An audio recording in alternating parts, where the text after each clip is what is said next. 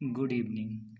ये average chapter का दूसरा वीडियो है और इसके पहले हम एक वीडियो में बताए थे कि औसत की डेफिनेशन और कुछ ट्रिक्स भी बताए थे, कुछ फार्मूले थे। उसके आगे से देखते हैं। तो आज का ट्रिक है कि क्रमागत सम संख्याओं के वर्गों का n तक औसत। ठीक है, यानी क्रमागत आप सम संख्याएं लें और उनका वर्ग का अगर हम n तक औसत निकालें तो फार्मूला बनता है n+1, एक कोष्टक में, दूसरे कोष्टक में n+2 और अपॉन 3।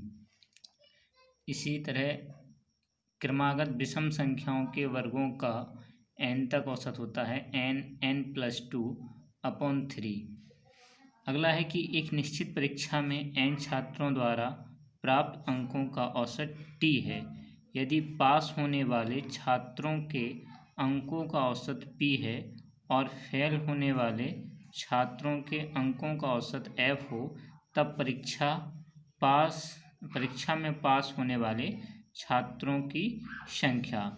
तो फॉर्मूला बनता है n(t-f) अपॉन p-f। अथवा अगर यहाँ पे पास होने वाली पूछी गई, अगर परीक्षा में फेल होने वाले छात्रों की संख्या पूछी जाती तो फार्मूला बनता है n(p-t) अपॉन p-f। ठीक है।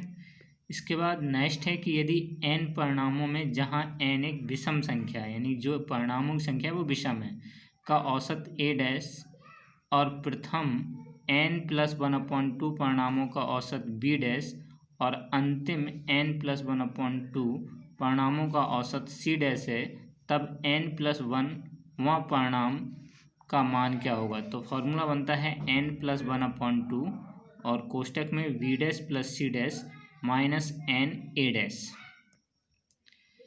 नेक्स्ट है कि यदि एक बल्लेबाज अपनी nवीं पारी में x रनों का स्कोर बनाता है और उससे उसके रनों के औसत में,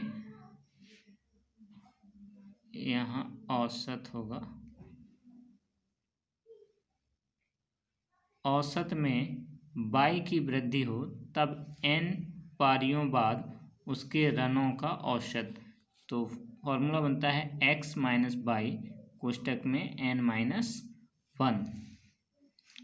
अगला है कि यदि एक क्रिकेटर अपनी n पारियां पूरी कर चुका हो और उसके रनों का औसत x हो, वह अपने रनों का औसत y तक बढ़ाना चाहे तो उसके द्वारा अगली पारी में बनाए गए रनों की संख्या।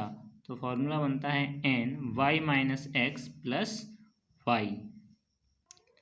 अगला है कि यदि एक व्यक्ति यात्रा का एक भाग x किलोमीटर/आवर और उतनी ही दूरी y किलोमीटर/आवर से तय करे, तब पूरी यात्रा के दौरान उसकी औसत चाल, तो वो होती है 2xy अपॉन x + y।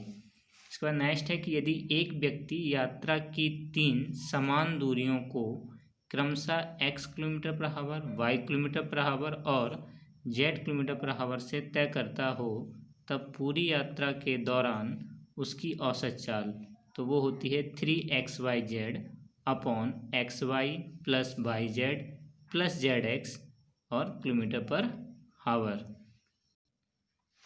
इसके बाद नेक्स्ट है कि यदि एक व्यक्ति 1 किलोमीटर की दूरी x किलोमीटर/आवर और v किलोमीटर की दूरी y किलोमीटर/आवर और c किलोमीटर की दूरी z किलोमीटर/आवर में तय करता है, तब पूरी यात्रा के दौरान उसकी औसत चाल होती है a + b + c upon a upon x + b upon y + c upon z और 1 किलोमीटर/आवर।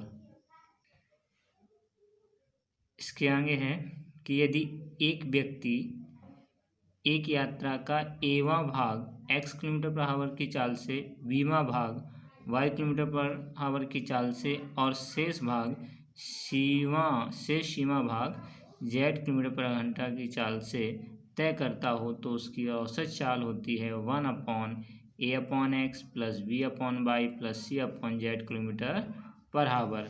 यदि जो a वां भाग है, b वां भाग है और c वां भाग के स्थान पर हम a%, b% और c% ले लें, तो औसत चाल बन जाएगी, जहाँ 1 है वहाँ 100 हो जाएगा, 100 upon a upon X plus v upon Y plus c upon Z kilometre per hour.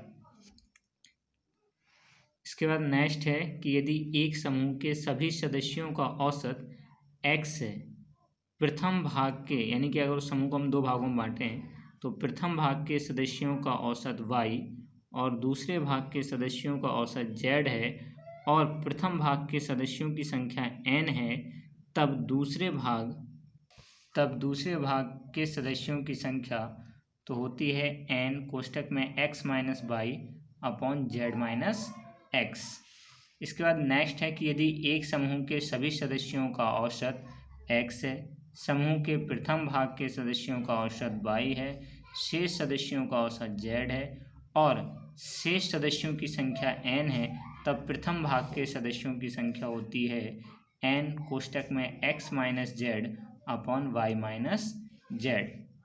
इसके बाद नेक्स्ट है कि यदि n परिणामों का औसत a है, परिणामों की जांच करने पर ज्ञात हुआ कि कुछ संख्याओं जैसे x1, x2, x3 and so on xn के स्थान पर गलती से x1 dash, x2 dash, x3 dash and so on x dash लिखा गया है, तब उनका सही औसत, समझ, यानी कि लिखनी थी x1, x2, x3 so on xn, लेकिन लिख गई हैं x1 dash, x2 dash, x3 dash and so on xn dash, तब उनका यानी कि औसत, सही औसत क्या होगा, तो a प्लस जो सही संख्या है पहले उनका योग करेंगे, x1 plus x2 plus x3 plus so on plus xn, फिर माइनस जो गलत लिखे उनको घटा देंगे, x1 dash plus x2 dash plus x3 dash plus so on xn dash upon n।